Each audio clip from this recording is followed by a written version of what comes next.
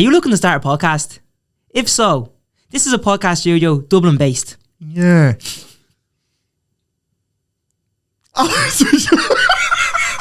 Hey, are you looking to start a podcast? Hey, are you looking to start a podcast specifically around Dublin? Yeah. Prices as low as. Hello, are you looking to start a podcast in Dublin? Yeah. For prices as low as €65. And if you book 4 in a row, you also get a 10% discount. Yeah. A multicam setup. That's like loads of cameras. If you are looking to do this, you can visit dmcstudios.ie Or email. Booking. Studios. At DMC Studios. If this suits you, visit dmcstudios.ie or email. Alternative. Email. If this suits you, visit DM Studios. Visit DMC. Oh my god! If this suits you, visit DMC. If this suits you, visit dmcstudios.ie Or email bookings at dmcstudios.ie. We'll see you there. Or maybe we won't. Probably won't actually. Be different I don't times. DMC. Enjoy the rest of the podcast. Episode 13, bro. Yeah. What's I'm looking the for some. Not for us. Yeah. And today we're joined by one of Ireland's biggest comics. Probably the most famous sketch maker in Ireland. True. Author. Yeah. You might know her as well from selling out Vicar Street, I think 9 times, did you? Yeah. 9 times. Unbelievable. Enya Martin. Welcome to the podcast. Thanks for having me on. No bother. There we go. You Go have ahead, leave us that. on, yeah.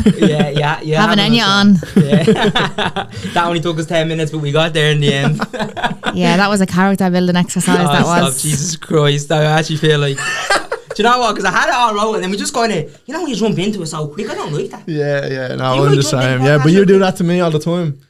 No, I like just the I Yeah. think the more you think about it, the worse it gets. Yeah, no, it does. Yeah, Just it rip does. the band-aid off. That's what I always say. Yeah. And go straight in. Oh yeah, but if it was left Yeah. to me, I'd be dilly-dallying backstage before gigs. No, I wouldn't actually. I prefer to just arrive 10 minutes before and just start out on the stage. Oh, do you? Yeah. I hate when I have shit. to be there like 2 hours beforehand to Yeah. do sound checks. Because all you're doing is just twiddling your bleeding thumbs. You're like, oh, just get this over with. Yeah, not that you hate it, but the worst part is waiting to go on. Like, Yeah, true. That's you're very just good point. sitting there with your thoughts. Like, whereas when I do laughter lounge gigs or something and they're like, oh yeah, you're on at 9, I'll turn up at 8:45. And Oh, just, really? Yeah, Actually, just in and out then, yeah. Oh, shit. You leave that's straight mad. away then as well, or you just Yeah, leave, like I remember in the early days you're kind of hanging around and stuff, but like honest to God, like when you're in a room full of comics, all you want to do is just out funny each other. Yeah. Like if you're like imagine it's a small room like this, the green room like backstage, and you know some of them are actually grand and you just talk about everyday things, but other people they're just trying to I have the funniest joke. Yeah, Oh, what you yeah. think of this? What you think of that? And I'm like, oh, just get me out of here. Like Yeah. I'm not trying to impress anyone. I just come in to do what I love and then I leave. Yeah, Like into your business now. yeah, that's it. Like we do you know man about us? By the way, do you know what comics are at? Because we did this with Eric Lawler and we were like 45 minutes into it and he was like, we were talking about gigging and he was like, what? And we are like, oh fuck, we probably should start with that. do you do stand up? We do stand up. started yeah, like yeah. 6 months ago. Yeah. No way. Yeah. Where have you done? A few places like I was about to say no, Vicar Street.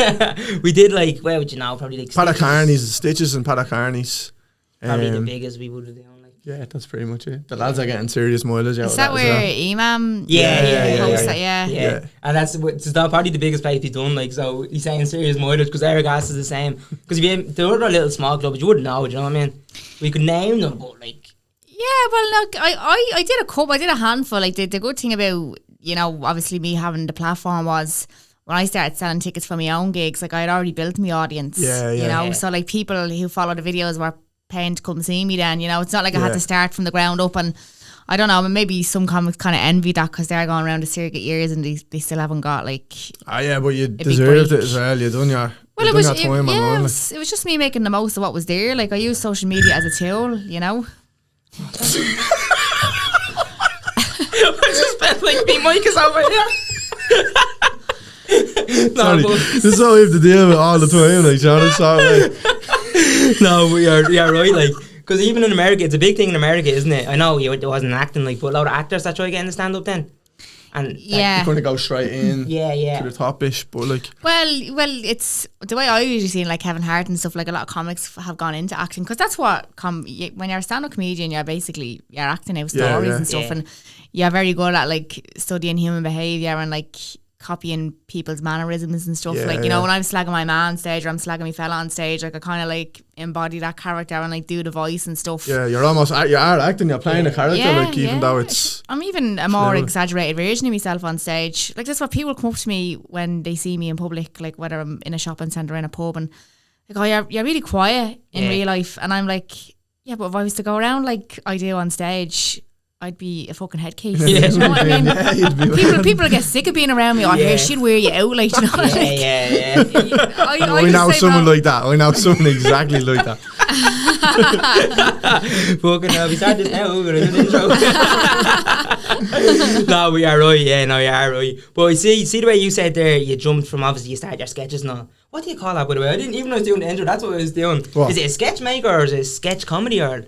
Well, yeah, when I started Gizalaugh, I didn't want to like name it after a character. I didn't want to name the page after a character, because that would mean I'd be confined to just that one character. Yeah. So I just said the name originally came from. I'll get to that question now, but the name originally came from when I was younger. I used to do impression of my family members and like, you know, not immediate family. Well, yeah, like, you know, aunties, uncles, or whatever. Yeah. And we'd be at the dinner table, and my mum would like, oh, do the impression of so and go on Gizalaugh, or like when someone asks you to like do that thing that you always do, go on Gizalaugh, and they'll get me to do it in front of other people. So I named it after that, which is kind of a real Irish terminology, and that meant that I could kind of make videos about whatever I wanted, just once they were funny. But I suppose sketches, and to be honest, I started off doing them behind character. I started doing the videos based on characters, you know, like character type sketches, because I was kind of a bit insecure about being myself on camera, because if people slagged the characters, they weren't slagging me. Do you know what I mean? A good way to put it. Yeah, so it was kind of like a comfort blanket. But then I started like moving away from the characters, and I was like, right, if I just be myself on camera now, people know me as Enya and not Shanto or Sharon, like, you know. My ma's name is Sharon, and she's a Sharon. Is it? She's a Sharon. And is there a D in her name as well? Like Sharon, Arden, Shadden. It's just a real Dublin thing, like. It is, Actually, it was on FM 104 today. We have it on in work all the time, and they had two presenters on. I don't know who they were, but they were saying, what's your man's name? The chef that did I'm a Celebrity and all. Gino De Campo. Yeah, he has an air fryer recipe or something coming out, and they were real posh, like, but they were trying to get him to say like cuddy. You know, like with the D and all in it. But they were so posh. Like that. But they're posh trying to get him to say it. Like, so you can't even do it. Yeah, you can't even do that. And he's Italian and he's like, I don't know what to say. But yeah, it was fucking gas. I remember actually because I do radio presenting. Yeah, on FM 104, aren't you? Yeah. And funny enough, we were actually supposed to interview Gino too, but he ended up not coming over to Ireland, so that must have been by Zoom, that interview. Yeah, it was. We had an Irish singer on, very, very well known Irish singer, like, and we got him to say, because our show's called Grow Up Outta. Oh, yeah. And we were like, oh, will he say Grow Up Outta? Because sometimes we'll use our voice then, like, as a promo, like, oh, hi, I'm Enya Martin and you're listening to Grow Up Outta. Yeah. And he wouldn't say it. He was Would like, he not? Yeah, no, I'm not saying that. And he's That's Irish? Mad. Yeah. What, is he push? Let's guess who it was. I know who it was. I don't. I do. But just Dermot Kennedy, I kind of... I fucking knew it. I kind of lost track, because that mic stand is kind of right in front of Enya's face, and she's looking at me through the little camera. Man looking out the blind. That's what it's like. You better get in here. I'm just like, rated again, yeah. I was just thinking, I wonder if she can actually even see me through that. I can, yeah. Thanks very much. It's brilliant. But yeah, they're getting miles out of you on that, aren't they? With the old, what's the thing I hear about 7 times a day? About a rat or something on a train. A squirrel? A squirrel, yeah. Yeah, that's what I was talking to Mikey today, because that's who I do the show with, and he's like, yeah, we really need to change that. I was like, I know, people are able to fucking recite the thing back to us now. Oh yeah, I just say it and walk me and the lads and I'll just repeat all the time. Oh, do you? There's a bit about a squirrel was on a train and somebody was late or something for work, and your man was like, in fairness, I wouldn't get off if it's not my stop either. And she's like, imagine getting into work and your boss says, why are you late? And you goes, yeah, squirrel's on me train. Yeah, what's it? Give us a new one or something, isn't it? Oh yeah, there was a squirrel on the tube and like it held everyone up and stuff like. Oh, But they play it about 10 times a day. It's like, it's brilliant. Is that worse than the rat in my car? Because they're getting mileage out of that one. Yeah, he got a rat in his car. Had a rat in my car. Talked about it last week. I went to the dump and when I took the bags out, there was a rat in the bag. Oh my god! And I was running around, but I thought I went out. And then on Friday, like after 3 days of it being in the car, I noticed it was still there. So I spent all weekend trying to get the thing out and I ended up catching it. This is actually the first time I've seen him smile. He hasn't smiled since last week. Oh, when he found the rat, he is just been in the about it. My ma's been like, my ma Shardon, she's been like, watch, make sure he hasn't gone under and fucking done something to your brakes, like, I you know? started laying eggs. Yeah. Nah, my ma doesn't lay eggs. The rat family. Yeah, fucking, what's that bleeding splinter out of? Oh, yeah. Turtles and all coming out of the bleeding wheels. Kicks in the building. He's gone now, though. Yeah. He actually, I think he improved me braking as well on the car. He must have been a real working class right now. And his hands dirty. He like. knew his way around the car.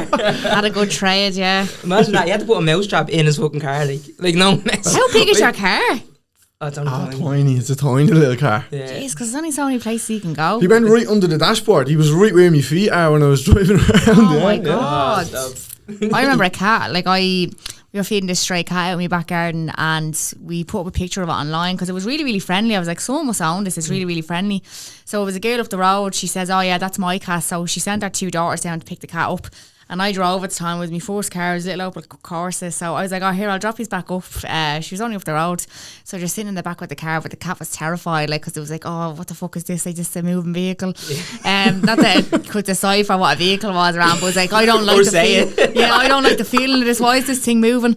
But she got out with the cat, right? And my brother was in the car with me and I was like, can you smell that? And he's like, oh, I think that cat's at the pissing in the back of the car with nerves, like, right? When I mean, it was the height of the summer, 30-degree heat, right? And lovely. Wait, I'll what? never forget the smell. Like my eyes were like burning, right? And my nose was burning. And I went home and told my ma, I was like, ma, how the fuck am I going to get that smell out of the car? And she's like, hold on, I'll ask Google, right? So she talks into her phone. She's like, how would you clean cat piss from a car? I'm sorry, I do not understand. Are you stupid? Cat piss. Cat piss is strong as well. I used to have a cat that piss is strong. It is strong. Oh my God. And then the heat on top of it and everything. yeah. Oh, and every time we got into the car, he was like, smell like cat piss in this car up to 2 years after and all. I was like, seriously? Even the actually in valet the car? man was like, but even I got a fully valeted And and it still all, didn't and sound there. everyone was saying, do this, do that to it. Now, eventually, I went, but Jesus, yeah, it's strong. Like, Yeah. When could you sold it? Did you get rid of that? oh, that car was my first car and it was riddled with problems. It cost me like $4,000. And I remember my friend had to drive it home for me from the garage that day because I still didn't know how to fully drive. And he's like, this gear shift isn't moving. Like, you couldn't shift gears. And the car just ended up like freewheeling, like, and we had to like just pull in. And I brought it back then the next day, and it was the only time I ever used it because at the time I had about 100k followers on Facebook. And your man was just like, oh yeah, no, we got someone to drive it out to IKEA and Ballymoney, didn't see an issue with it. And I was like, that car is like not roadworthy. Like, That was probably the issue, driving the Ballymun. yeah, I know. Fucking, and you know what he said to me? He goes, yeah, just drive up to the garage here and have a look at it. I was like, I can't go above second gear. I was like, what do you want me to do? Second gear from Clondalkin till Tala, like. He was screaming at me, but I went in and he was like, yeah, no, there's nothing wrong with it. I was like, the gears won't change. I was like, I want that sorted now and it's under warranty. And he's like, yeah, no, it's not. And like, cunts, like in the small print it said the gearbox Didn't count. the clutch or whatever. Sake. And I goes, I have 100,000 followers on Facebook. Right? Went in and I was like, I will literally tarnish your business and I'll put it all over my page if you don't sort this out now. I was like, I'm not bringing back a t-shirt from fucking New Look that's only a tenner. I was like, I want to pay him $4,000 for this car and I want this sorted now. Like, They were right. yeah, And I did know. he sort it? Yeah, he did. There you go. The power of Facebook. So I need a favour, can you do? Can you come with me? We need a friend that get the right out. on my car. That was the only time I ever like Use that? as leverage. Yeah. That's a mad one, isn't it? Using like, because if I definitely, I would be terrible with that. Oh my God. Stand at a bar. Hey, look at me. You'd have a fucking hat and all, like the big light up fucking billboard. Yeah, do you ever see them people that have like QR codes and you scan it and it brings you to their page? Yeah. I'll get that like tattooed on me for it. Like. We got Follow me, 1,000. We got 1,000 followers on the page, and that's how he was going on. Fucking walking around like he was known. But if I see it on Facebook all the time, like some people like they probably are at fault. But they'll put up a big post and be like, this is a disgrace and I went into this shop and blah, blah. And the power of Facebook, like if it gets enough shares and it gets recognised enough, especially when it comes to like, you know, personal things, like if someone has a disability or something like that, and like that's what really can like ruin a business. And then sometimes you kind of have to be like, right, well, there's two sides to every story, you know, like, you know, people who go into restaurants with their kids and be like, oh, they told us to leave, and I'm like, right, well, what was the full story there? You know, like there's always two sides. It's like, very easy to just that's how easy it is though to ruin a business. Oh, it's crazy, isn't it? Like honestly, Conor and I was speaking about that, wasn't he? About people going. Obviously, he does he's not a field reviewer. He's a promoter. But he was saying like, how do people go to a restaurant that's a little restaurant, and he said go in and say, don't ever eat here, don't ever eat this. That could be a family business for 15 years, and some big TikTok or whatever goes and does that. They could lose half their business overnight, like just because one person talks bad about it. It's mad, isn't it? Yeah, like I always say, like any publicity is better than none. Like, and then sometimes you might get people going just for the sake of, oh, let's see if it's really as bad as it's meant to be. You know? Yeah, true. They might like it. Yeah, or if it's a family-run business and someone walks in and says, well, I had a really bad experience, I would never go here again, like, you know, that can ruin it too. Especially when you start using certain cards and all like that, you know, it's start discriminating and stuff, and you can't go back from that, like, once you're tarnished with that name, you know. No, definitely not. Well, speaking of about Facebook, will we go back to the start of you? Yeah, I actually only celebrated 10 years, Gizalough's 10th anniversary. On Sunday or something, wasn't it? Yeah, it was yesterday, 4th of December. Like, congratulations, that's unreal. If you had told me 10 years ago, 10 years later, you're still going to be posting videos, like you're not going to fizzle out, because I remember in the early days when I was making the videos, I thought if I didn't put one out every day or every second day, people would forget about me. Or I haven't put one up in a few weeks now, I'm just going to fizzle out. But as long as you're just still ticking away and you're still, you know, you're always making videos about topical stuff, and then stuff that like, oh, well, this is just out of my own accord, like I'm just going to be creative and make a funny video.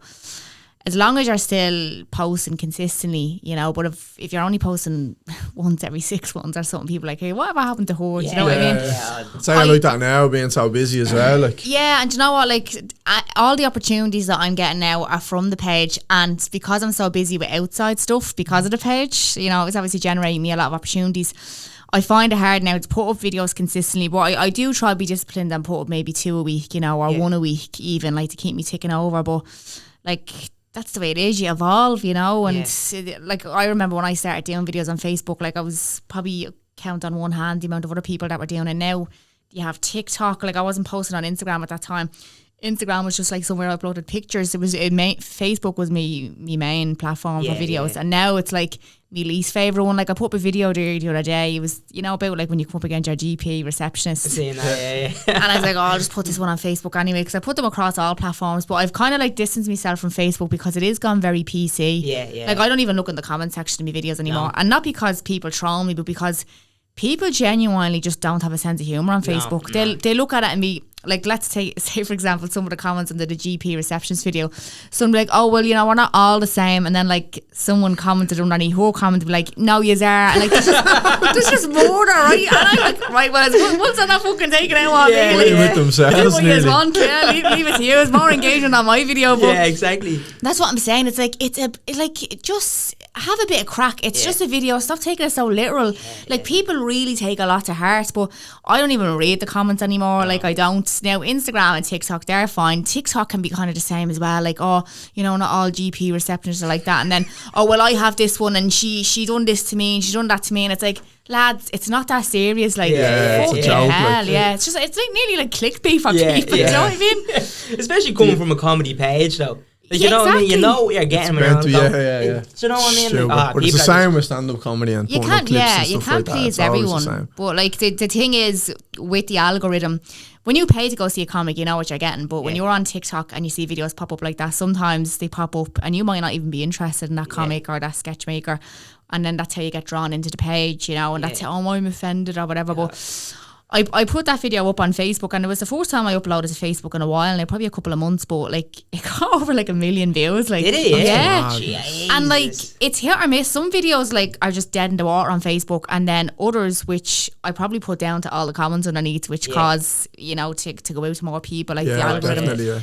That was definitely like you can hit the jackpot with certain videos, and then others are just like you assume they're gonna do well. They might do really well on TikTok but shy on Instagram. It's weird. Like it's big time weird. Would you feel guilty now like obviously you used to be really busy on Facebook, and now you're busy doing other things. You feel guilty when you don't.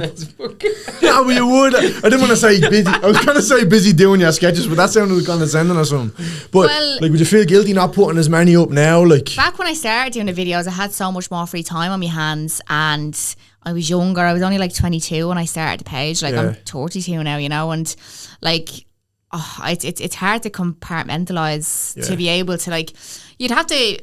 There's a certain amount of structure in your day, or even in your week. Like Monday or Tuesday could be like, right, which is kind of like me days off, if you know what I mean. Like Wednesday, Thursday and Friday, like I do a lot of the coaching as well, like the online coaching. That takes up a lot of my time. I go to the gym myself. So Monday and Tuesday are kind of days where I could make a video, and I always, like, as I have actually ADHD, and I found out why I find it hard to like prioritize things. Like I need to make lists and all, because otherwise, I'll just it's. That's why I find it so hard to focus on just one thing. Yeah. I have like me hand in like about 10 fucking different pies, like in the one day. So trying to like add structure to my day really does help. So for example, like I'll always plan to like, okay, Tuesday's the day where I make 2 or 3 videos, and that'll never happen. Yeah. So I find like sometimes the best ideas come to me if something's after coming out in the news or the media. Right, grand, make a video about that, and it'll do really well because it's topical.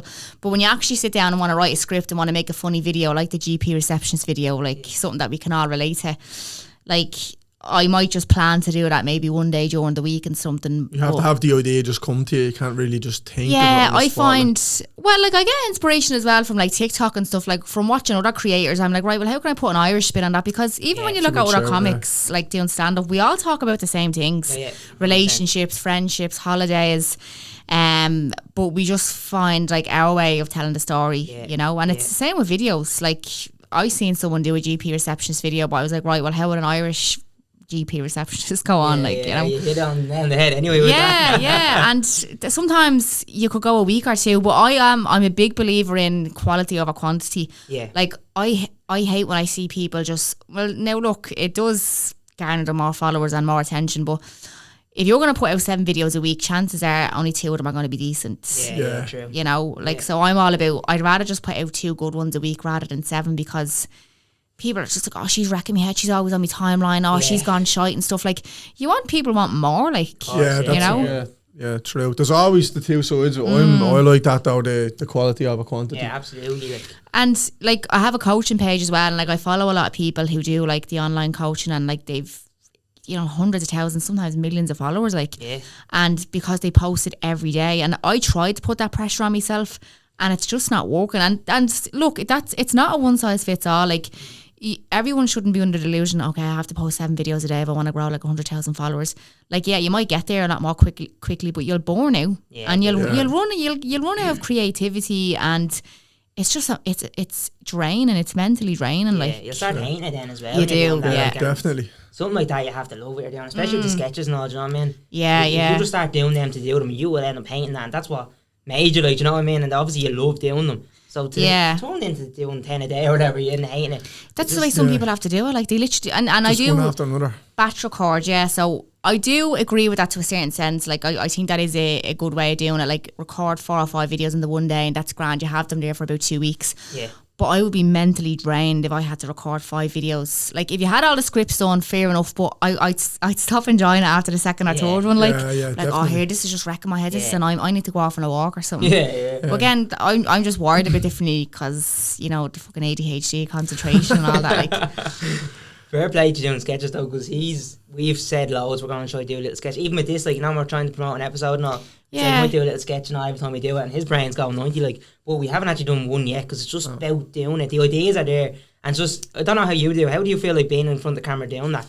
Well, yeah, when I first started off, like, when I look back at the earlier videos, I used to film them in black and white because I didn't like how my skin looked. Did you? Yeah, and this was before like smartphones and stuff. Like, there was kind of touchscreen phones back then, but like they weren't as advanced as like the iPhones now. Like a camera now, proper camera. Like, I actually got a DSLR camera because I like wanted to do photography as well, and I actually did photographs of some of my friends' 24s and everything. Like, I was never an idle person. Like, I always wanted to work for myself, and I was like, if I had to be a Del boy about it, I did. Could be out of a job here, Carl. That could be our dresses, pal. 200 quid going around taking pictures of me mates and all like that. Like, oh, stop. Me bleeding lock drunk as well doing it. Like, but no, I had that DSLR camera and I just set it up on a tripod. It was like literally like the ones that are at us now, recording us now, and I had to like edit on my laptop because there was no apps back then, and yeah, it was download mad. it onto the laptop. Yeah, that's I had mad, to use Windows Movie Maker, like, Jeez. and I had to film it horizontally, and obviously Facebook was the only platform back then, and yeah, like a lot has changed. But what I would say is don't overthink it. Like, and I still get that to this day. Oh, that's not going to be funny. I'm not going to put that up. But honestly, like even that, I know I keep using it as an example, but that GP receptionist video was like, do you know what? I'll just put that video up. It's something a lot of people can relate to. Might do well, might not. And you know, it ended up doing really well. Yeah. Do you find that a lot? Do you ever put up a video and you say that's all right, it's not my best one, and it ends up just going viral? Like, yeah, like I find the videos that you think are going to do great, I'd say it's 50-50. Like sometimes they do and then sometimes they flop and you're like, oh, didn't think that would like kind of like be dead in the water. I thought it would have done a lot better. Like, but look, that's the look of the draw. And then other times you might think of something at the last minute and you'll just, oh yeah, I'll throw that up because it's something topical. Yeah. Like I remember when Leo Varadkar left his position, he was resigning, like, and I just made a video that day and like, you know, I pretended like I was the PR person for his team. And like it did really well, like, because it was so hot at that time, like, you know, and people, they just see the caption and they watch it straight away, like. And you just say that day, I'm going to do this right now, like, and just. You have to be quick on your feet. And look, it might not be the most funniest video, but once it's topical, people will watch it and like it. You know? True. Do you do that with jokes as well? If you have a gig tomorrow night and something comes on the news and you think of something funny, like either a sketch, like I know you're saying there with a sketch, but it might be a one-liner, I might try that tonight. Yeah, sometimes I try to do that. Like, if you've ever watched the Graham Norton show, he'll always do like a little monologue at the start.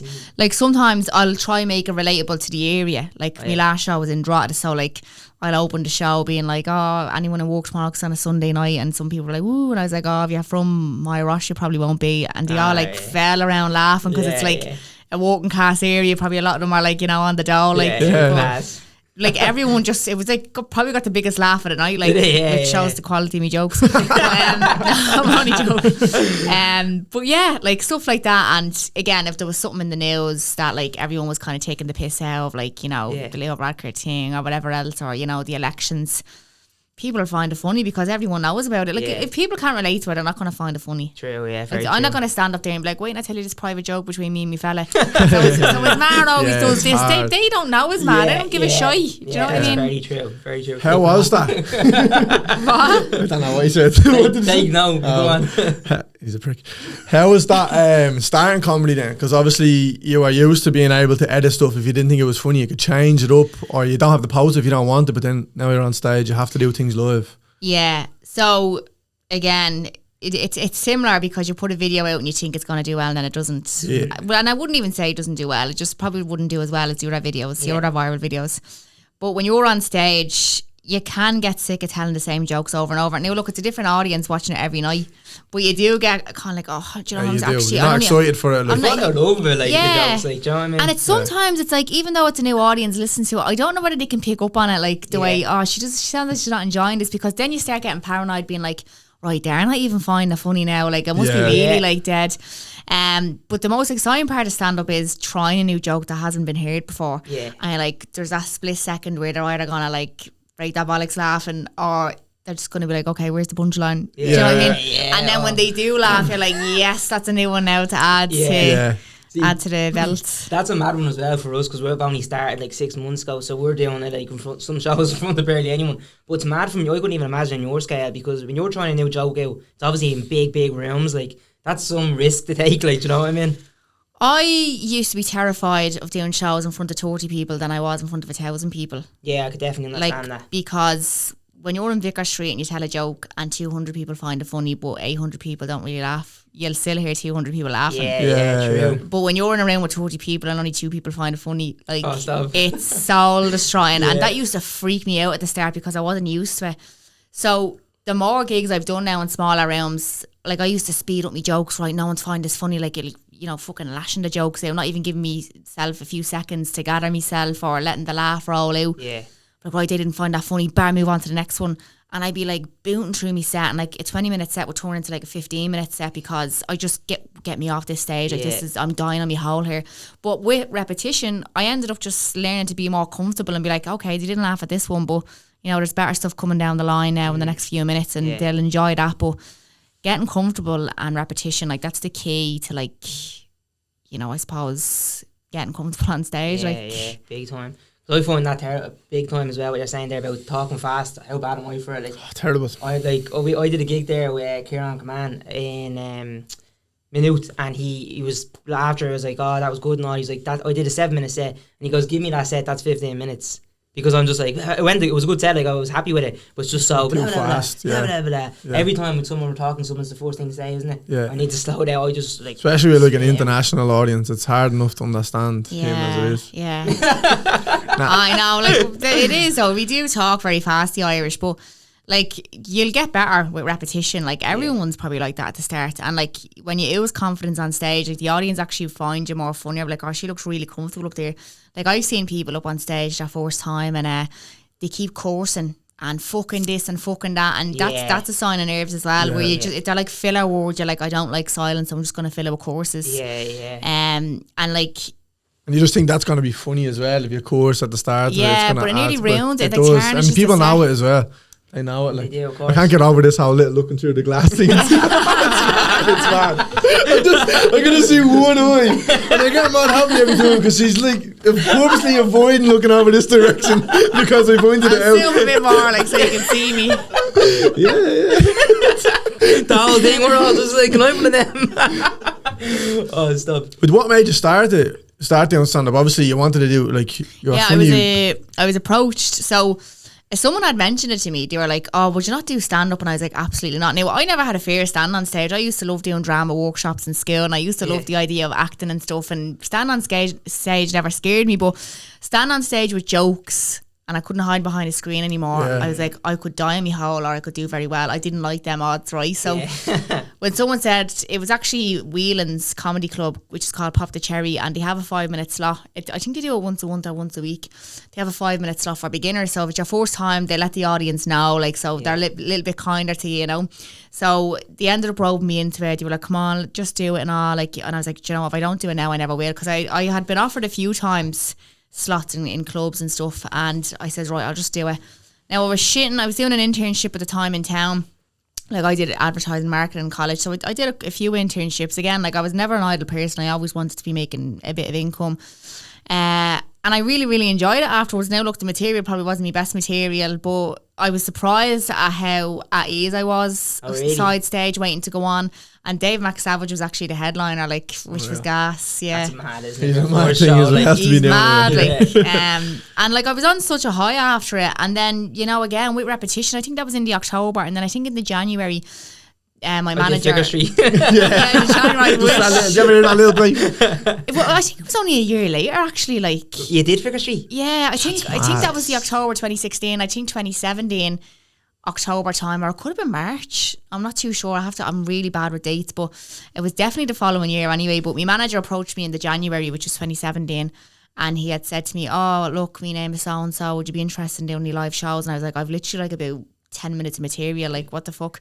But we managed to pull it off, and it was a sketch show. Like there was like 6 sketches. I got a few actors on board, and then I had like an actual comic do support. So Willow White was actually one of them. Supporting you? Yeah. That was deadly. What did she point at you when she said Willow White? I thought he was on here, wasn't it? No, we've had Joe and we've had Eric, haven't had Willow. Everyone comments under our TikTok video saying he looks like a young Willow White. You can't get away from it. And reminds me, don't just say, look, fucking shoot me today, isn't he? That's a good segue for you in your TikTok comment. Oh yeah. Do you want to talk about that? Do you want to know how finish what I say? Basically, right, I put up a TikTok doing a bit of crowd work a while ago, right? I wasn't going to bring this up. Oh, I knew you were doing it. I was doing a bit of crowd work. I was probably 2 months in, like, and some fella was wearing a wrestling top, right? And I said, 4 months in. Was it 4 months? Whatever it was, right? And I was getting on stage, and I noticed he had a wrestling top on, and this fella is straight edge, right? This wrestler. So I was like, oh, you like him or whatever? Oh, straight edge. And he's like, no, I'm not. And I was like, no, there's nothing straight about you, right? It was just a quick little video. But oh my god, I got butchered online on TikTok. Absolutely, but like I mean, He was wearing a Hawaiian shirt in a bar in Mullingar, so he deserved it. He deserved it. Like. Right, I was getting butchered. It's What not. was I saying to you? Oh, I don't even want to get into it. But anyway, you commented on it.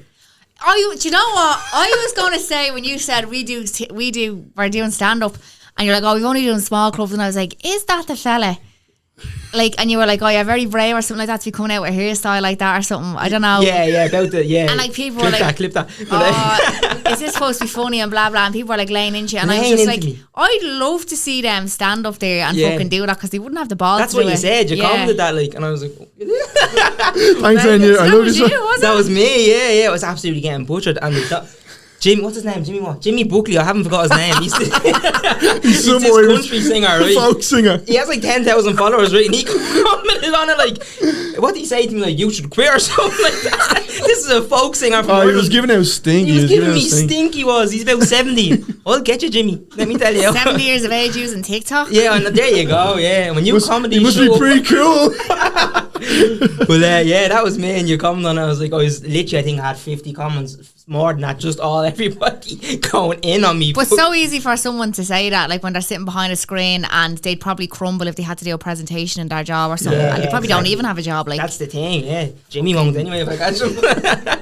yeah, I wouldn't even pay any heed to that. And like what people say, like even if it's to come back to trolling on my pages, I don't get a lot of it. But like I have that mindset. Like if someone is able to send a comment like that and like get a buzz out of that, it says more about them than it does about you. Like, because I remember someone commented on one of my Facebook videos going back only a few months ago, and it just said something really nasty. It was a picture of me and someone else in the industry, or I think it was a video. But they said something really nasty, and I screenshot it and put it on my story, and I was like, people like this, like I actually feel so sorry for them. Like I don't even envy them. I feel so bad for them. And someone I knew had commented, be like, that's my next door neighbour's son, and just so you know, like he's a fucking weirdo. Like, that gave you a comment? Yeah, he's a weirdo. He has nothing going for him. He's in and out jobs, like lives a miserable life. And then I was like, there you go. You? No. I thought you was talking about you. I commented on her. And I was like, there you go. Like that what- just justifies what they have going Yeah, on. and then And that's what on someone TikTok you would doing that. think would do them comments, you know what I mean? And there's a perfect example, like, because they have nothing better to be doing. It's fucking And it kills weird. them as well when they see like other people getting attention, and it's like, oh, do you know what? I'm gonna make them feel like shit today because no one's giving me attention. Yeah. Like that's the way they think. Yeah. It's Stupid, envy. so And sad. remember what Maggie used to say 2 years ago? They're just jealousy. They are like. Yeah, no, that is what it is, exactly. Like, and they always have like user 7432 fucking Liverpool crest and all on their thing. I'm saying Liverpool crest. Because it has to be Liverpool fan. No, because the fella keeps putting on all our videos, bell ends. Does he? I haven't even seen the that. bell emoji and then ends. They must have notifications for when you post, so they can just be like. Some Yeah. Some fella said that clean shaven fella looks like Jigsaw. Now some comments. What are you will be laughing at that for now? Some comments are funny. Fuck this, hold on a minute. I'm not joking. I've written some of my best jokes just looking at comment sections on TikTok videos. Really? I swear, Yeah. like I'd be like, some people. Oh, I'll never forget this comment I seen. They said something really controversial on that video, right? And then like loads of people were like commenting, "Oh my god, this is disgrace!" And like the person who made the video commented, "I'm lying in bed like a cricket rubbing me feet together." I just picture him rubbing that feet together. Like, what? They do come out with some funny shit. Oh, fucking hell, that's brilliant. Do you actually look at all that now and say, love you, I guess stuff out of this? Oh, yeah. If you want to do oh my Vicar God, Street. that's so true. Like, I'm not messing fucking me new show. It's just going to be looking at TikTok comments like, oh, that's a great one. That Yeah, is, you in the front row, you look like Jigsaw. How about that? And your mate looks like Will Roy. And it sounds like him too. Oh, that is brilliant. That is Fucking funny. hell. Just when I remember there about, you know what you said you've done 9 sold out shows in Vicar Street. How many like different tours or whatever are they? The one I'm in the middle of now is so I was like, would you be able to ask your ma, and is it just me? Yeah, so this is me tour, like, yeah. That's unreal, isn't it? No, actually, I think this is me fourth one, because the first one I did was the sketch shows. Oh, right. So it was like kind of Gizalaugh live, Yeah, and then yeah. like my actual stand-up show. So again, I had no like stand-up material, so I got Willa in to like support me in some of them, and I got other people to support me as well. But it was at the stage where like Willa like got the better reception than the actual sketches, because really? yeah, like it was kind of a rush job, because the manager was like, oh, it was January, and he's like, let's get it on sale for the summertime. So I had to like really like speed write these sketches, so it probably wasn't the best material, but got it done, got the reps in on stage and stuff. And then what happened then was, as the tour went on, I would start doing 5 minutes at the start of the show, like of stand up, and then 10 minutes, and then by the end of it I was able to do about 15 minutes. And then when I did my first official stand up show, Would You Be Able, which is what I wanted to do all along, I was like, right, it's a lot of stress when you have actors, like, and you know, making sure everyone's doing what they're supposed to be doing. It's really stressful. I was like, you know, I just want to do stand up now, and I was really nervous about doing that, like a whole show of just me doing stand up. But again, like repetition, doing smaller gigs, doing clubs and all helps with that. And then now it just seems so seamless when I'm standing on stage. But I don't. You're constantly learning with every gig, and you know, my support act, Mike Morgan, he's from Cork, and he's really great. He is, because he'll like analyse your show, and he'd be like, oh, you know, if you move this around and set this at this bit, and like we actually have Zooms every Monday up until before the show went on tour. Where I'd be telling him about jokes that I had, and he'd be like, oh yeah, I think it'd be funny if you did this. But sometimes when you're just having a conversation, like, you know, you could be, I don't know, you could be supporting me at one of my gigs, and we'll just be talking before the show, and we'll just be like laughing back and forth, and like, oh, there's a joke in itself, you know. Sometimes when you put pressure on yourself, it's to so like, hard. it's hard. Like, you get that like kind of roadblock, creative block. I've tried him before, say 7 to 8, and I'm sitting down and try jokes. Never ever. That's not how I wrote any of my jokes. Because you give yourself that time and you're sitting down. As you said, it's fucking creative block. Like, you can't do anything like that. I find like late at night is when, you know, some of the it's like the creative hour, like 6 o'clock in the morning, like can't sleep. Jesus, no, I'm only messing. No. This like, is his fourth candidate. 2 or 3 o'clock in the morning when I can't sleep, and I'm just like, oh, that's a funny joke. And then my phone is there, and I'm like, oh, I have to get out to get that though, and write it down, and I forget about it the next morning. But you get so excited when you think of a joke at that time of the morning, like say 2 o'clock in the morning, like that's actually a fucking banger, that is. And then like you get so excited that your cortisol starts rising, your adrenaline starts rising, and you find it hard to go to sleep then. And then I usually have my notes app on my phone, and I'll just write down a bullet point or like the punchline of the joke, and I'm like, right. And then what happens then is, as the weeks go on, you start adding to that. And when you don't put pressure on yourself to actually think of the punchline, it comes to you naturally when you're out on a walk, you're in the shower, you're in bed, like, you know, things like that. Yeah, definitely. That's how it all definitely comes to me. And see the way you're saying there when you're on a high or whatever. You know, when you do a show now, because we've obviously, I keep saying this, how new we are, because I don't want to be like, when we're doing this, but we have a good show then, or we see a good show. So we were at Mike Rice there like 2 weeks ago, and after we were like, oh my god, I need to write. And like, you know, you hear something really good, inspiring, like it's something inspiring, and inspiring, like, I can just write all day now. Like, does that happen to you much? I find it hard to watch other comics because you have that kind of comparison syndrome going on. You're like, that's a bleeding brilliant joke. Like, I'll never be able to say that joke on stage now. Like like, even before I'm going on, if I hear other comedians, I'm like, oh, that's unreal. I don't have anything like that. Like, and he got an unbelievable laugh for that. Yeah, like he hates following me. I don't know why, but he always says. He's the one commenting on underneath. I think that's videos. It's me, Jerry.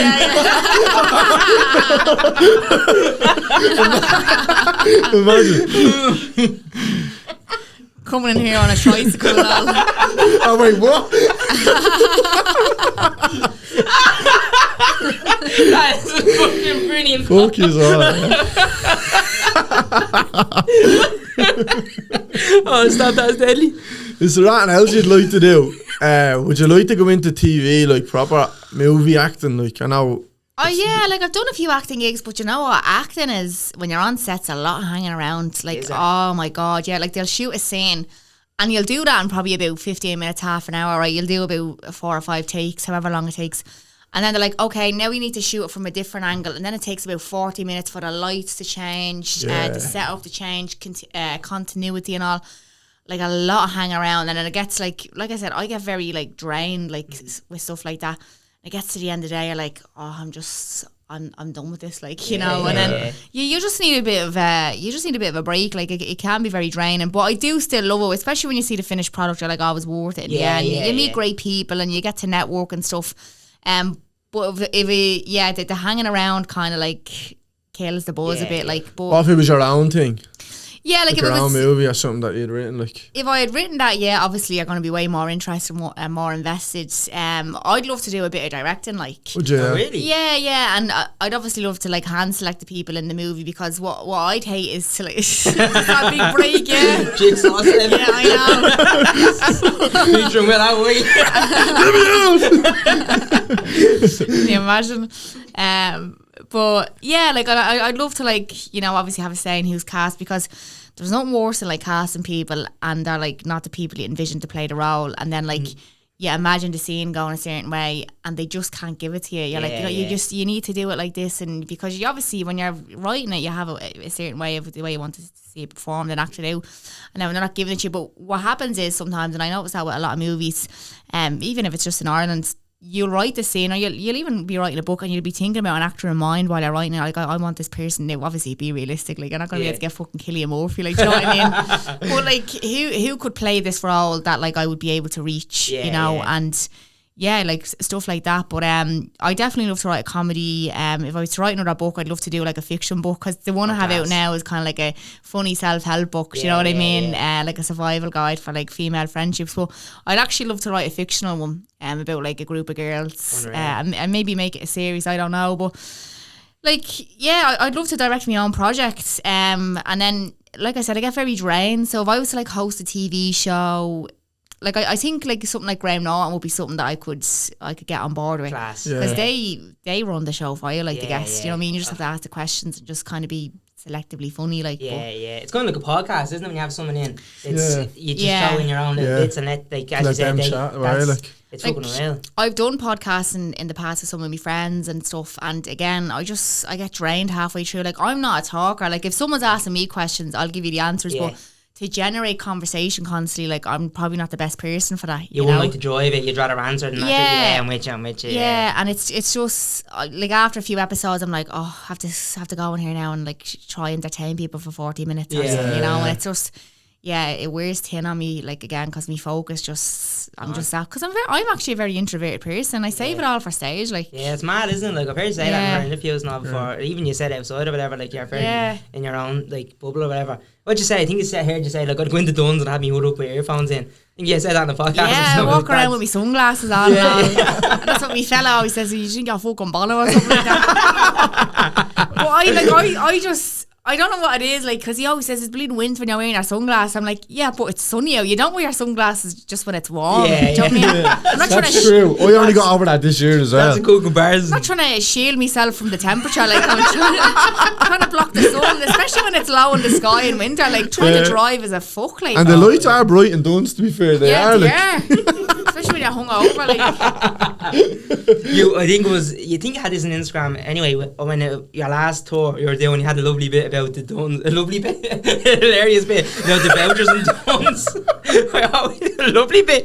That's a lovely bit. It's a lovely bit. About the vouchers. It's gorgeous. Can men say gorgeous? No, what do you think about that? No. Honestly, sorry, answer if you want, like, but in what context? like sunrise. No, the sky is really nice out. Would you say a man like him can say, oh, that sky is gorgeous out there? Come on, Enya. You did it in the comments, get me here. No, she's playing the political, but she says no. It's not really something you hear a lot of lads say. Like, unless they're talking about a girl, like, oh, she's gorgeous or something like that. Besides the son, there was a girl. Let's put that bit. He went what was that pub he went to the other day? Oh, where was this? He went and he said the chicken tenders were fabulous. He says, "No, he's that's a red flag, dude." He's Jevo, fabulous. That's what he was like. I said, "Why?" His legs crossed. He's only fucking making that up. Jesus Christ, he's gonna get me again, Carlo. He's gonna get me again. But where were we there, you bollocks? What were we? I can't remember. The Dunn's joke. Oh, the Dunn's joke, fucking brilliant. He wouldn't know. He doesn't do his own shopping. But about the vouchers now and getting off your one. It's fucking brilliant. It's getting real hostile in here, lads. Yeah. Yeah, I'm going out there. That was Dennis Walker. Fabulous. They were fabulous. The Duns vouchers, yeah, like, because my fella was obsessed with good value, like, that lesson. Because when we moved in together and we were starting on the food shop, I was someone who would just walk into the shops and I'd just pick, if I wanted a jar of coffee, I'll pick, like, my favourite brand. Yeah. But he'd be like, no, look at the big jar. Like, you're getting it for cheaper and you're getting more. And, like, I started looking at things like that. And he's like, you're only getting 26 biscuits in the Weetabix, but the 48 pack is cheaper. And I'm like, oh yeah. And like sometimes he'd be like, no, we'll come back next week because that'll be on a special. Like, so I swear to God, like, so I just sold out Vicar Street. Yeah, I know, fucking penny pincher. But he got me into the Duns vouchers then. He was like, oh, 10 off 50. He did. He fucking did. He's not good for him. He gets into the vouchers. And I remember, he's a real bad influence and all. Like, I was hard on the Duns vouchers, lads, like fucking hell, like, yeah, the withdrawals from them Duns vouchers. But I'll never forget, he sent me to do the shopping one day, like, because obviously, like, he works full time, so like I said, I work for myself. I can pop in whenever I want, but he, gave me the voucher to use, and because I was so accustomed to never using vouchers or, like, club cards, like, I just don't care about that shit. But he's got me into it since. But paid for all the food and all like that, came home, and then at the end of the day, he came home from work and he's like, did you use that voucher? And I was like, oh shit, no. And he's like, he wouldn't talk to me for ages, right? Going to bed twitching about he was. I'm in bed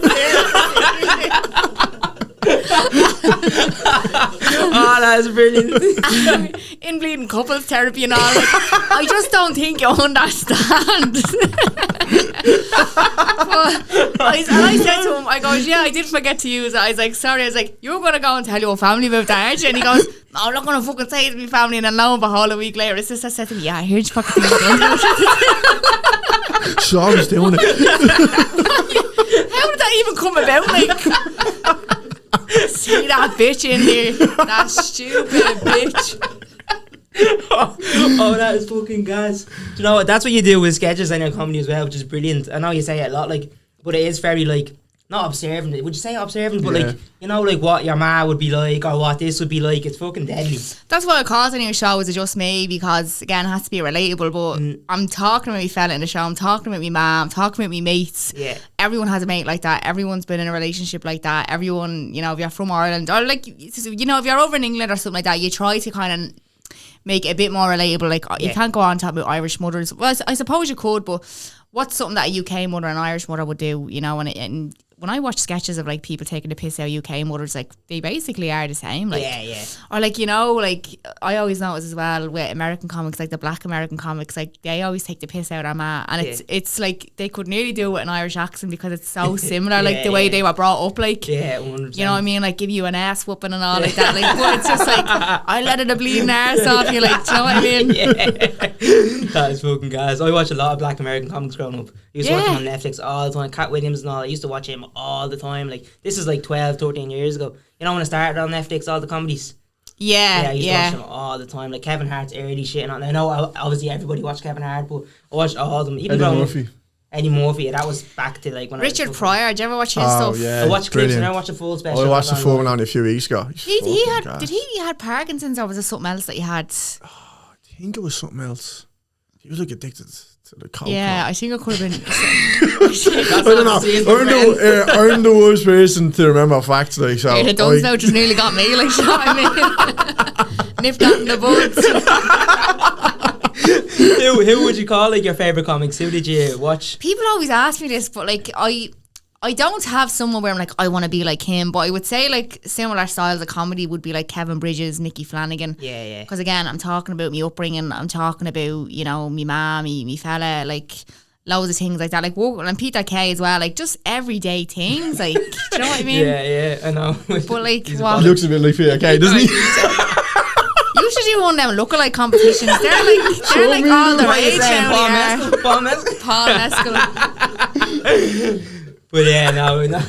He's a fucking bollocks, honestly, God. He doesn't give me a minute here, doesn't he? Not. No, it's just a constant roast, Yeah, isn't it? yeah, it's because he can't see. He's jealous. He's like, look at the thing. Wish I was sitting there. We need to get a picture through that at the end. Oh. But yeah, no, I know what you mean. I'm the same. I listen to a lot of American comics and podcasts and stuff. A lot more than I listen to English and Irish, to be fair. And a lot of them say, like, don't copy who your favourite is or whatever, but get loads of favourites and take a little bit from everybody. And that's how you make you, rather than just saying... Like you learn a lot from watching other comics, and as much as it kills me sometimes, like my manager's always like, record your gigs, even if it's just a sound, and like you do learn a lot listening back to them, be like, oh, like I thought like that would have went down a lot better, what did I do differently, and then you reward it, and then like it's hard watching yourself back down live stand-up. It's fucking hard, like, and it's like cringe-worthy, but even though like it goes down very well, you're like, I know what I was thinking when I said that joke, and they might not know that you made a mistake, or they might not know that you reworded it a different way, and that's why it didn't work, but you know, and you're like, oh, like it's like you're watching it through a bleed. That actually frightened me, I'm not gonna lie. Like, I wasn't expecting it. I was just thinking, what did I just say about Richard Pryor? Yeah, Jack. Freud sweating and all here. She said, what did he have? Parkinson, and you said, I think he did cocaine. A lot. I couldn't stop. But yeah, and do you record all your gigs? No, like I once in a blue moon I will. Now, I recorded me last Vicar Street show, and again, I still haven't brought myself to watch it. No. Like I'll walk off stage, and like some people, like some of my close friends and family, like they would have came to see me Vicar Street show in March, and then I had another one in October, and like they were like, oh, you were even better in October, and I'd be like, no, I don't know how I was feeling on the night, but I felt like the March one was better, and they were like, really? no, like, are you even more professional and this and that, and I just, like, I'll come off stage and people probably walked out of that gig thinking, oh, she was fucking brilliant, but I hope so, but like, I'd probably would have walked off that stage thinking, I think I could have done better. Beat yourself yeah, up. You're hard, but the one I did in March now, I was really, really happy with that, how it went and stuff, but you're proud, but you're never satisfied. You're like, oh, I could have done this. That's a good mentality to have, though. Is this the same show?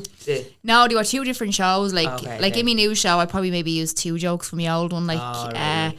But like it was a new one, and see, it was quite stressful that week. Like I had been in Galway Wednesday and Thursday for the comedy festival. Then Vicar Street was the Friday, and I was going to a wedding on the Saturday, and I had to do a show in Sligo on the Sunday. So I literally only got in the door from Galway, and I was already like on the road then to Vicar Street. Like it was a lot. Like I felt I didn't have time to actually really prepare properly for it.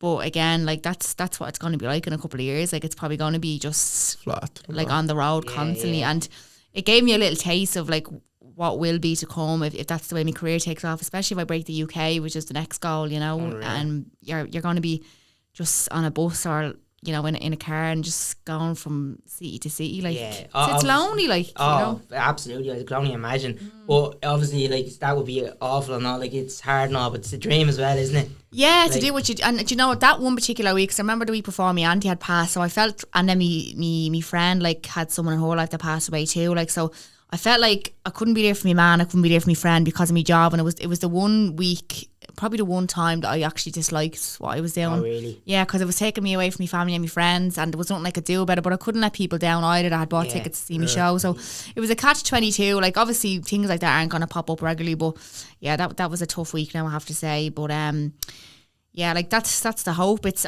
lonely because, like I said, people are leaving your show and they're going on a night out then afterwards, and you're driving home like sober in a car, like, and you're on your own, like you're alone with your own thoughts, driving down country roads, like thinking, could have done this, could have done that, beating yourself up, and then it's hard to go home and go to bed because your adrenaline's through the roof. Yeah, even Tommy Tiernan says he does that as well. Like it's not just.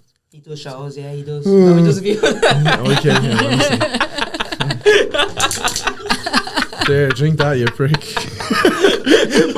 No, but he does. After a shot, he always beats himself up over it. Like even him, people think he's done unreal. Like he said that on the Will and Eric's podcast. Yeah. I must actually listen to that. I haven't listened to it now, but it's fascinating. Listen to this first on everyone before. I will.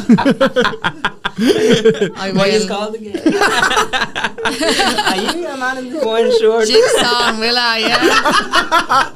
And now can we stop with that, please? Come on. Because I'm going to go home and beat myself up over this. Like. I'm going to go back and say, you are right. Everyone else, you are right. How about that?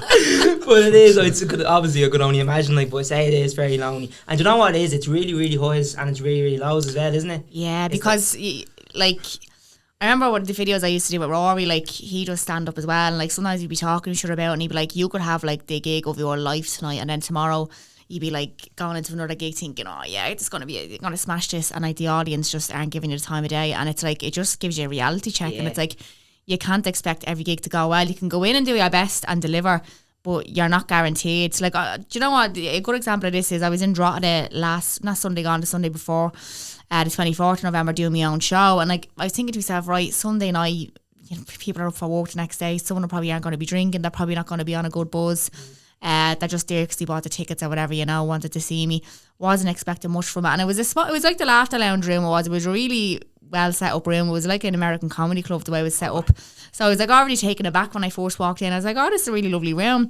And then the audience were just A1, I swear to God. Like they were just hanging on your every word. They were really respectable, and it really surprised me, the gig. And I was like, this just proves that it doesn't matter if it's a Sunday night, a Wednesday night, or even a Saturday night. Do you know what? A Saturday night, they probably wouldn't have been half as good. Yeah. But I feel like because they're in work, they probably give you a bit more of their attention because they're not out to get pissed. They're out to just be entertained. Yeah. And it was a really, really good gig. But things like that just prove, don't judge a book by its cover, you know? Yeah, big time. I think a lot of people do associate comedy clubs with going, just getting pissed, don't they? As you said, it doesn't matter what it's on. Yeah. It's just the night, like, do you know what I mean? Especially, I know it's like with corporate gigs and stuff, like I've done a couple of corporate gigs coming up to Christmas, and like they're just there to get pissed, and you go in and you just think, right, this is not going to be a career defining gig. This is just go in, give them a few laughs. Half of them aren't going to be listening, half of them are just there to get pissed, half of them will listen.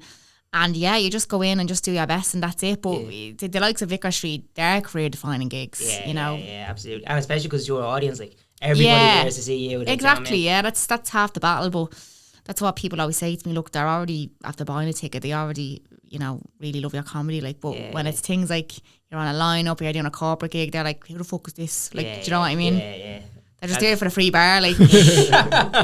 Well, actually, you said something a few minutes ago, actually, I skipped over, I wanted to talk about. See the way you said your next book, you'd love to write a fictional book and then have that as a series or whatever. Is that a goal of yours that you're actually thinking of doing?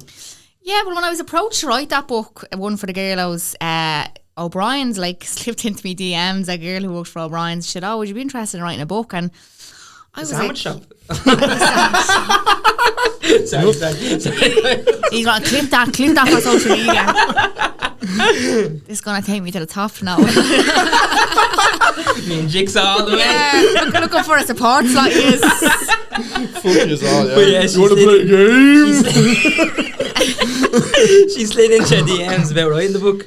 Yeah, like that. And when I appeared in Deadly Cuts, that movie, again, one approached me in the DMs, and then to work on the radio, someone slipped into my DMs as well. I got all this opportunity from an agent, like slipping into my DMs, people who followed me, because that's what's like a show reel, your videos, you know.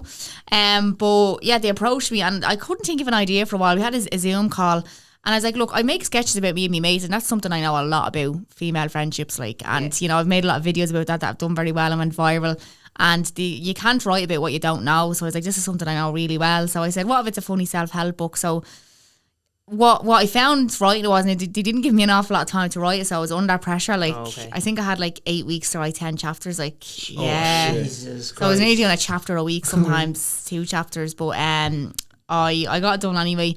And I found that if I was to write another one, there was some chapters in it where it's like a script, it's like a scene. So like people are reading it and they're like imagining the scene right now. You know, it'd be like me writing a script for a video. Like, so I'm explaining the situation, like a girl's holiday, and I'm like, do you ever find when you go to the airport, and then like I'll have characters in that chapter like Mary, fucking Anne and Sharon, right? And like they're talking to each other, so there's like a scene. But I'm like, I'd love to actually write a book where like 3 girls go on holidays and like just make it funny. That's the whole book, because like, I don't know, look, maybe I don't know a lot about books at the moment, or the market that's out there at the moment, but there's like, I know Roddy Dial writes really funny books, but I don't think there's actually a female writer who's doing like stuff like that. Like there could be a gap in the market for that, you know. Definitely. I couldn't think of anyone. Yeah, like I don't. I'd love to buy it. That's what he's gonna say. No, but would you? That'd be fabulous. That's a fabulous idea. It's gorgeous. Fab idea, fab. Oh, fuck off. No, but it is. That's a really good idea. 100%. And then if you could move that into something like then write it on screen. Well, yeah, you don't know who's going to come along and be like, oh, can we get the rights? And I do get people approaching me, be like, oh, you know, I'm writing this project, or I'm writing this series, like I'd love you to star. And like you get a lot of that, and then sometimes you're like, right, is this someone who just has a really big pipe dream and like they want you to be the name of it to attract attention? Yeah. You know, you get that, and then you get other people where you read the script and like, oh, this is actually really funny, like, and I really like this. But again, I'm so busy at the moment. Like, I think if I was to take on like a big show or something like that, I don't know how I do it. Like, you just have to compartmentalize. Sometimes you have to just, I suppose, put things on a side plate and worry about it down the line. Like, right now I'm going to invest my attention into this, you know? Yeah, and you're looking at your Instagram, you're always busy, like, fair. Flat out. Yeah, I don't, like, so I think it was last week I had like a couple of days where I didn't have anything on, and like this is a bit suspicious now. I don't have anything on. Yeah, like I feel like I should be somewhere now. Like, you know, like, am I on another podcast? Am I like? Then the Jigsaw music starts playing. I know. Coming up to Christmas now, are you busy? Are you flat out? Like, this will come out on the 17th, so it's Christmas next week. Oh no, the 18th. Yeah, Christmas next week. Are you flat out? Right. Yeah. So to be fair, now I only have one show. The 20th. That's in Kilkenny, my actual own show. But I'm on a couple of lineups, like you know, where like it'd be like a Christmas show and like isn't it? Yeah, I have his on the 27th and the 28th, and then I'm on another lineup, 6th and the 7th, and also the 13th and the 14th. Oh, unreal. So, and then I'm actually in Rings End on the, well, this will be in the past. Be careful. This will be Rings End. Yeah, I done that last Christmas as well. Rings End on the 4th. Oh yeah. On this Wednesday, isn't it? Well, yeah, like it's actually really funny because, you know what, they're all from up around that area. They all just want the crack. Like, you could literally say shite and they'd laugh. Like, they're there to just like get in their town, and like they're your own people. Like, do you know what I mean? It's really fun, I have to say. So I said I'd do it again this year, but. Yeah, which is grand. Like, I remember 20 minutes used to feel like eternity to me, or like, and 5 minutes used to feel like eternity, and now I'm like, 20 minutes, no worries, in and out job, like, you know. It's fucking mad, isn't it? Like, we couldn't even imagine getting to that stage. Really? Like, because obviously only so new, like doing 7s and 10s, but 20 seems like a fucking lifetime. I'd struggle to stick to 10 minutes now. I'd be like, what could I fit into 10 minutes? Like, you know, without kind of going into storytelling mode, like yeah, you just breathe without getting your point across. Exactly. You can't even go. I find that though sometimes, even though we're new, it's hard to get into the when you have 5 minutes. You're just up and out. It's just like one liners, like either that or like, right, I'm just going to tell a story for 5 minutes and maybe a big punchline at the end. Yeah, that's you're there talking for 4.5 minutes. Everyone's just looking at you like that. It's either punchline all the way, or try your best to make sure everyone's listening to you for 4.5 minutes, and as you said, have a killer punchline. But especially on the saying, it's like no one's going to listen to you for 4.5 minutes. No. They expect joke. Especially all the free shows and all. Do you know what I mean? That people come to at that stage, like. But it's hard to establish a scene and a setting with only 4 minutes, like it is, so and hard. Like, and then you don't want to get to a place where you're skimming over important details, and then they don't find the punchline funny. Then, like, you have to establish the start of the joke, the middle, and then the punchlines with the big payoff. Or else, like, I have a couple of one-liners where I go in and be like, oh, you know, found I have ADHD and had to tell the fella, and he said, oh fuck, will I get checked? Like, do you know what I mean? Like, something like that takes a minute to tell, like, you know, but then you're like, how do you segue into the next joke without it seeming like night and day? Do you know what I mean? I was talking about ADHD 1 minute, now she's talking about a fucking friend, like, you know? And Dunn's vouchers. Like, it's, what do you do? Just stick to, that's what I would recommend. If you've only got 5 minutes, try stick to the one theme. Like, I have this mate, you just have a mate like this, and just talk about like 3 or different talking points about your friend, like, you know. I just looking at Tony there. I have so many questions I want to ask. Sorry, but just talking about that, you do crowd work a lot. I'm starting to get into it more now lately, because what I do, how my show is laid out is I'll come on, do 10 minutes, then I'll bring me support act on, he'll do 20, 25, then there's a break, then I'll do the hour.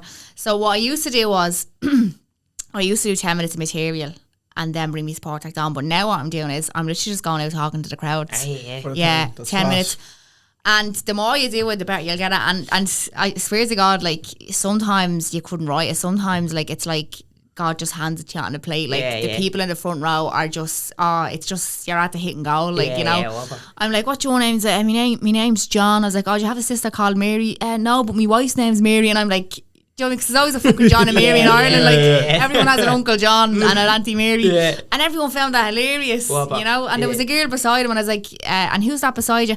That's me daughter. And the girl goes, I'm not his daughter, I just mind our dogs when they go away. And I'm like, well, he looks like he's only had to finding out this now. Like, you know, John's only realising he's not your father. Like, and everyone's just fucking laughing. But stuff like that, people know that's only going to happen once, and they were there to see that. Yeah. Like, it's not planned, you know? Yeah, it's special. And then sometimes you can just talk to people and they're just not giving you anything. Like, you're just a comedy cul-de-sac. There'd be fuming going off then after the 10 if it goes well. You have to wait a little bit and then come back on. No, because then what you do is you'll ask them, have you got any kids? And they're like, yeah, I have 2. And then you pull out material that you have about kids. Oh, That's how you kind of segue into it then. Yeah. But they think, oh, geez, that was very seamless the way she done that. Like, they just think it off the top of her head. You just kind of have your go-tos, like. Yeah. Well, you asked in there, would you rather, so if you do the 10 minutes of just off the cuff stuff, would you ever just do your 10 minutes and you have to put on your support act? Are you ever saying, I fucking wish I was doing I was staying on now, like I don't want just to go off doing now. talking to everybody and pulling stuff from everywhere?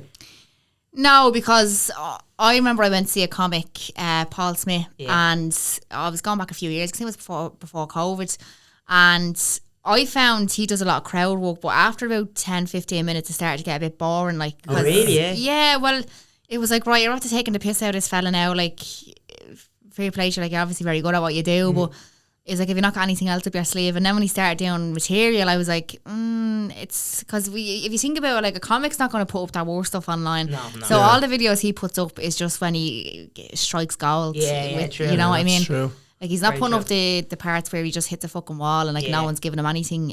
But that's what I found. It was a bit of a reality check. I'm like, like, I don't think you can be a master of both crowd work and material. I think you either you're very good at writing material, and then you can be good at like crowd work. And then you can either be really good at crowd work and kind of okay at material. Like, look, I could be wrong, but that's what I've witnessed now in the past. I'd agree with you. My ma just went to see him. He was in the Tree Arena last week or the week before, 2 weeks ago, and she knows him from online, Facebook and all. What is actually? Last week, the week before, 2 weeks ago. What are you saying? I can't remember. But anyway, she went and seen him and said, she was like, he's always online, he's hilarious. And he does that. He comes out and does a bit of crowd work, brings on a sport act, and then comes back on. But she was like, when he actually came back on, his stuff wasn't great. That's what she said. Now, listen, I should message her. No, but I found out when I went to see him too, and it was like, look, I'm not a prude at all, but I was like, fucking hell, like, this is a bit TMI, like, the stuff that he was The talking material, about. like, was it? Yeah, it was just like, it was real uncomfortable, like, listening to it. And the demographic I know was just like builders and all and tradesmen. Like, that's when I was looking around at me, like, they were just all like, young fellas out for the fucking night on the session and stuff. Like, I didn't see like kind of, prim and proper people there. Like, it was just like, lads who just fucking take the piss out of each other. Like, I know, that actually scared me because I haven't seen her not look through those glass, the yolks. It's like, what? I was so, were you so invested as well? I was expecting. That's fucking deadly. No, like, look, do you know what? Someone could say that about me. Someone could be like, oh, I like her sketches, and then they go see me and like, oh yeah, she wasn't great. And look, I'm not going to be everyone's cup of tea, but I hate when people turn around and say, I went to see him or her and she was bleeding shite. Like, I'll never say Paul Smith shite. He's selling out arenas all over the UK and Ireland. He's someone's cup of tea, but he wouldn't be for me, Absolutely. But he's obviously entertaining a lot of people, and there are people who genuinely find him hilarious, and that's fine. That's your taste. But I just hate when people go around, oh, I went to see her, she was shite. Or, look, I know I'm not going to be everyone's cup of tea. I'm not going to impress everyone. And you'd be very naive to think that you are going to impress everyone. You are going to be everyone's cup of tea. Like, 100%. Like, Brendan O'Carroll, like, gets that when Mrs. Brown's Boys. I was like, here, he's selling out arenas in the UK and Australia and Ireland. He's appealing to someone, like, Of course. Even looking at yourself, though, as you said, if someone doesn't like my stuff, like, you don't sell out these shows for no reason, like, you just don't. Comedy's subjective, like, it's same with music. True. Like, people who enjoy heavy metal honestly doesn't appeal to me, but like, they have a bleeding. He's over there. Hell yeah. Hell yeah, you. Well, yeah, it is. That's the best thing about comedy, though, isn't it? That was a hard one. He's shutting down. Subjective. Put the batteries back in, It Carl. is the best thing. Even when you go to see it, like, obviously a lineup, like, not just someone's show, even a little show we're on, and it's you have like 10 comedians on, and like 6 of them are completely different, and it's great. Like, you know what I mean? Someone goes on and can kill in one corner, and it's the best thing about it. Like, I love it. Yeah, like, I find when I do clubs like that, you're on with just like a different array of comics. You're not on a lineup where you're very similar style of comedy. Now, when you do like the Paddy Power Comedy Festival, they have you on a very similar lineup, and then sometimes like I'm on a lineup with like people who are American and stuff like that, and I'm like, oh, how is this gonna go down? Like. Boy, look, it's just it's like a variety show nearly. The best thing about it. There's something in it for everyone, Yeah, is your sport act very like you? Is he?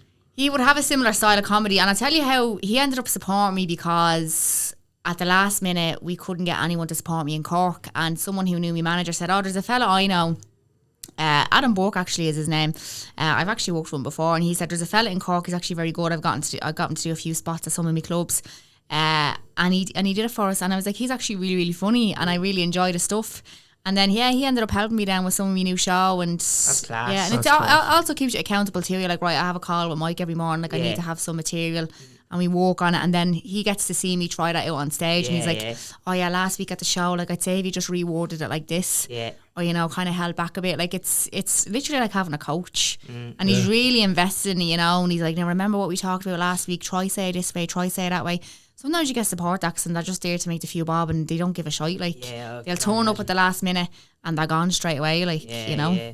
That's a nightmare. I can't imagine that. Because even we help each other a lot. Like, you know, if I say something and he says something and we're like, here, if you change that around to this or whatever, and how more often do we do it? Because we're with each other a lot of gigs, like, and I'm saying, see if you, like, again, smearing that thing last week. He has a joke, like, and I can't say it here, it's not PG. But just one little thing, he was like, oh my God, that is deadly. Like, and then next time he's going to try that out, and it's just, it's the beauty, it's beautiful. It's the beauty of it. Does he make you not really like things? Doesn't he? The way he goes, comedy's gorgeous. When he talks about things, I just go, do you know what? I actually don't like it anymore. You change me. You make me cringe. Fuck off.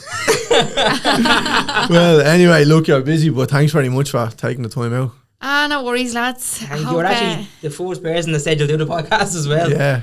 What do you mean? When we asked you to do it, you were the first one that actually got back to us and said, I'll do it. Oh, really? Yeah. How have you gotten all the others on it then? Because you took ages to tell us back.